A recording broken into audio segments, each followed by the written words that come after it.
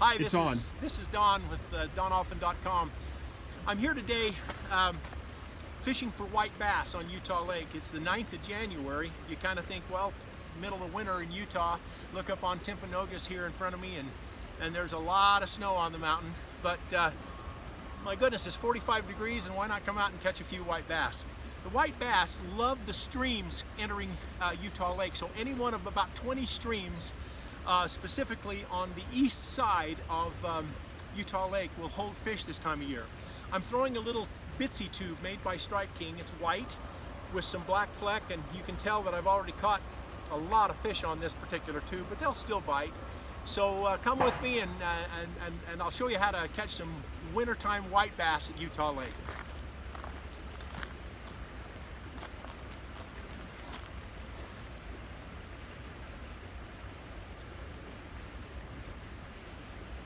There's the first one right there. That's a standard white bass in Utah Lake, and they're just great fish. Love to catch them. What I'm doing is throwing my bait out into the middle of the stream and letting it hit bottom, and then I'm yo-yoing it back to me, bouncing it up off the bottom.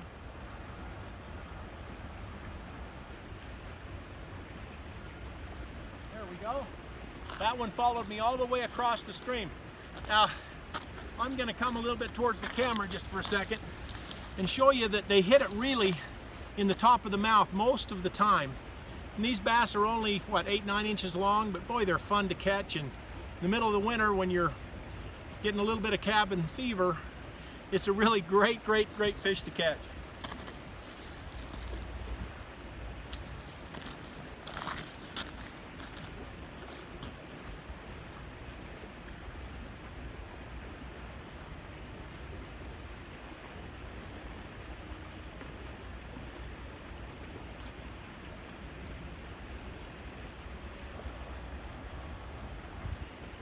There we go, there's another one. Now this one hit it really much deeper, so I want to show you a technique that I use to get these fish unhooked without hurting them. When I've got a fish that's hooked like that, I'll take my index finger and I'll put it in the mouth and I'll find the end of that hook, and then all I do is push down. And it comes out perfectly well, does not hurt the fish. You can release them without any problem. Now there are no limits to the number of white bass you can keep and take at Utah Lake. I particularly don't do that because I usually like stripers better than white bass, and I'll go down to Lake Powell during the winter and catch a freezer full of stripers. So these are just really fun fish to catch, but a lot of people eat them.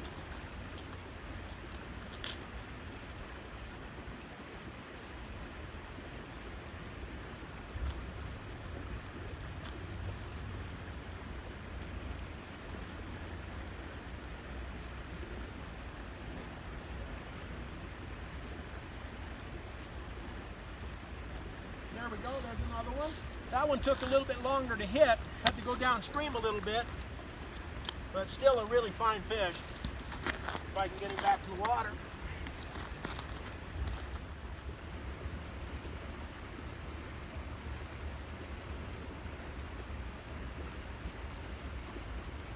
There's another one.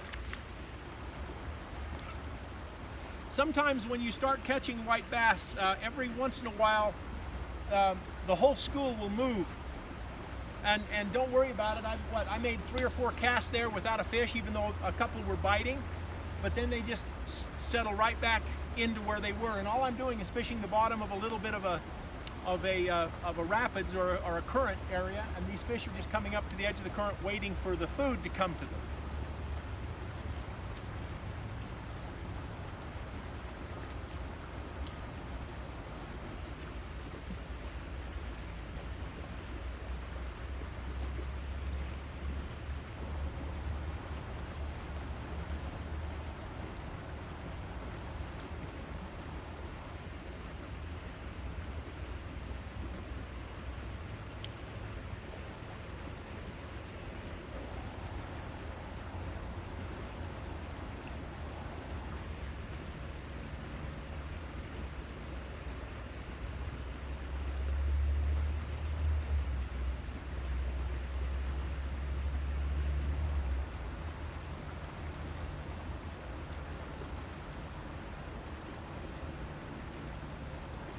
we go.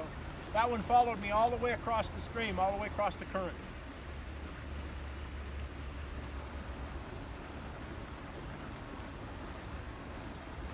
It's a lot of fun. You could catch, literally, if you wanted to spend a couple hours, you could catch literally hundreds of these fish. And they're so fun. They're good fighters. Pound per pound, they're pretty doggone great. I'm going to switch gears here and show you another bait here in just a second, but let me continue on with a couple more of these.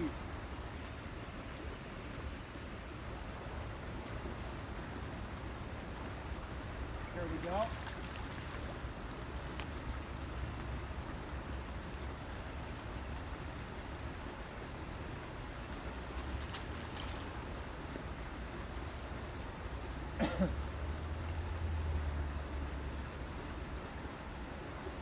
There's one more. Okay, so let's shift gears for a second. And I've already shown you the tube I'm using, this white with black fleck and just a 2-inch tube made by Strike King Lures. But I'm going to put that down and I'm going to pick up another bitsy tube. But what I've done is I've trimmed off the tail, so that really all I have is just a nice little greenish, looks maybe like a crawdad, but I've shortened it up in case the fish start short hitting. So we'll just throw out in the same area and just see if the fish are willing to take the green as well as the white.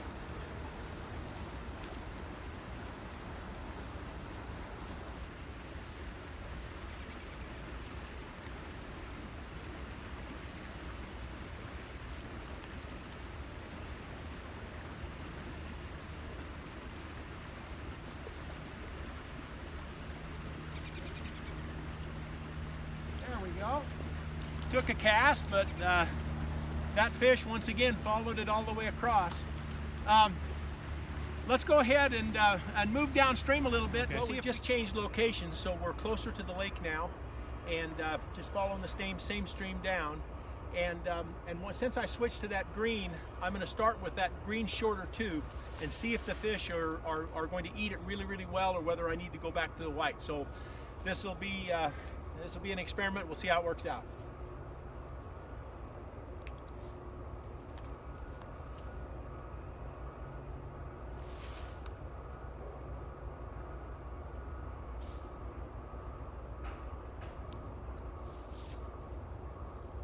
Fish came out of the water just as I pulled it up, so it followed me all the way down, but it didn't take until I was pulling it up.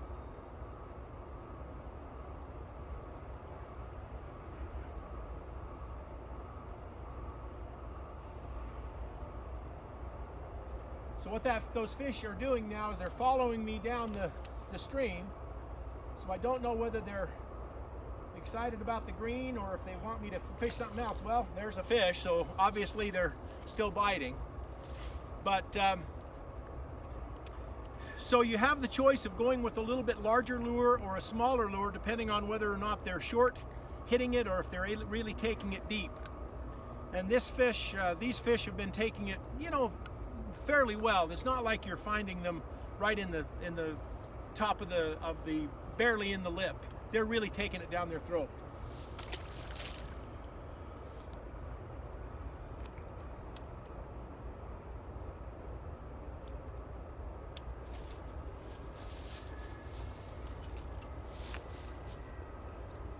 There are a few more snags in this section of the river, so you got to be have to be a little bit careful on when I set the hook, because it could be just on a piece of moss. There's a good fish. Oh, it came off. He really wanted it, and that was a little bit larger variety. So once again, all I'm doing, I've got white line here, so you can see that I'm just yo-yoing it down the stream, letting the current take it, but I'm not letting this go all the way to the bottom, just because the fish are active enough that it's almost like I'm swimming it down. And if I do it in spurts, it's kind of like a crawdad would move. There we go. There's another one.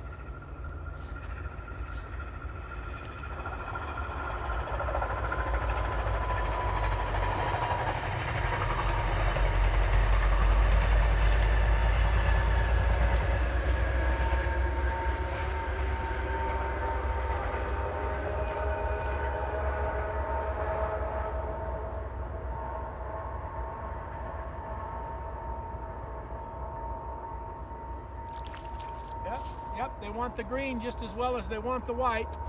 Now, a lot of people will actually put two of these tubes on together. One a little bit higher up the rod, or having a nice little swivel, a two-way swivel, so they can put two on at a time, and it's really fun to have the possibility of catching two fish at a time. I'm not set up for that today, and that's not the purpose. The last thing I want to talk to you about is how to recognize the bite.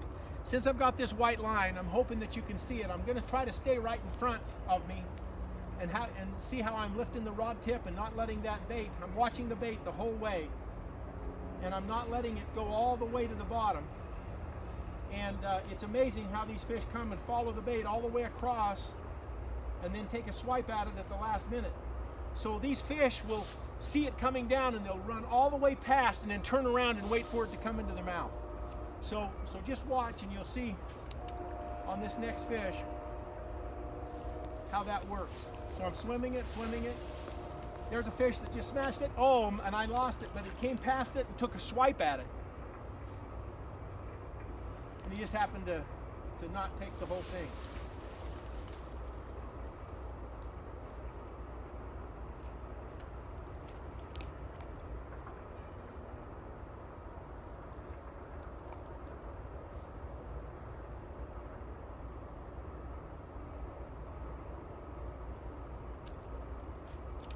I just pulled that one out of its mouth.